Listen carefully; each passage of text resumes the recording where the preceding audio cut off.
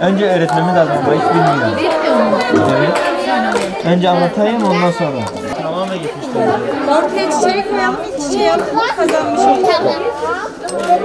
Hadi başla.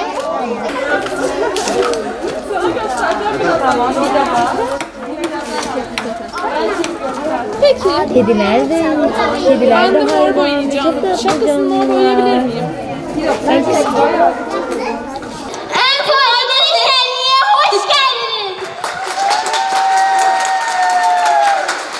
Sizlerden küçük bir ricamız olacak. Şimdi hastanede tedavi gören çocuklarımız buraya gelecek anneleriyle beraber.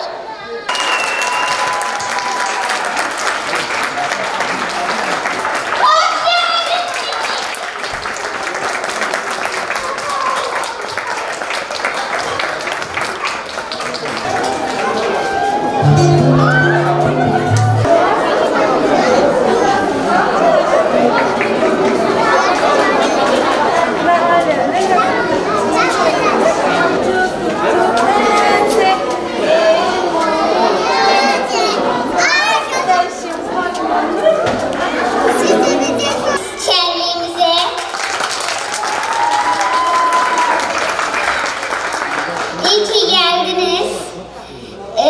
Biliyorsunuz ki biz iyileştik. Biz artık yani hastalığımızı yendik, kanseri yendik, bitirdik. Yani iyileştiğiniz için mutluyuz. Doktorlarımızdan da çok teşekkür ederiz. Yani iyi ki varlar. Onlar olmasaydı biz ne yapardık?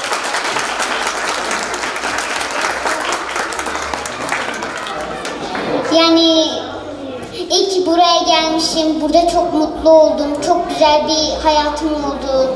Yani doktorlarımdan, ailelerimden çok memnunum.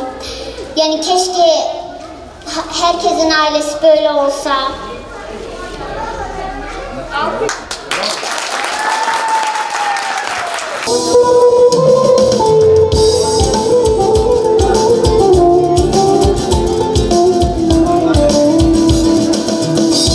Kuşlardan öpüşmüşsün gece vaksini.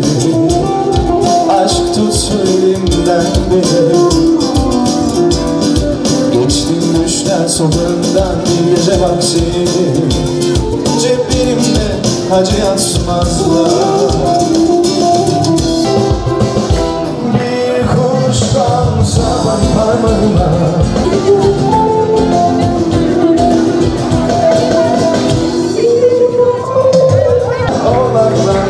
Sevişiyor uzunlar önüme son bir kez sallar. Tüm eski dostlarımdan duvarlar yolda. Giden gitsin şimdi eli gönlümüz alkış tutar. Ay ay ay ay ay. Sevgili hastalarımız, sevgili annelerimiz, babalarımız, bugün çok güzel bir günde, bir şenlikte bizleri bir araya getirdiği için LÖSEV Fayda grubuna çok teşekkür ediyoruz. Hepiniz hoş geldiniz. İnşallah çok güzel eğlenirsiniz. Çocuklarımız da mutlu olur. Sevgili Nurgül var burada LÖSEV Fayda topluluğundan. Dedi ki hocam ben çalıştım, çabaladım, bir fon buldum. Çocuklarımızı eğlendirmek istiyorum, onları mutlu etmek istiyorum. Epeydir de çalışıyordu. Sağ olsun Yeşilyurt Belediye'mizde, Kent Konseyimizde, İnönü Üniversitesi hepsi destek verdi. Yeşilyurt Belediyesi'ne de çok teşekkür ediyoruz. Harikasınız be. Evet, bana bir müsaade bekliyorum.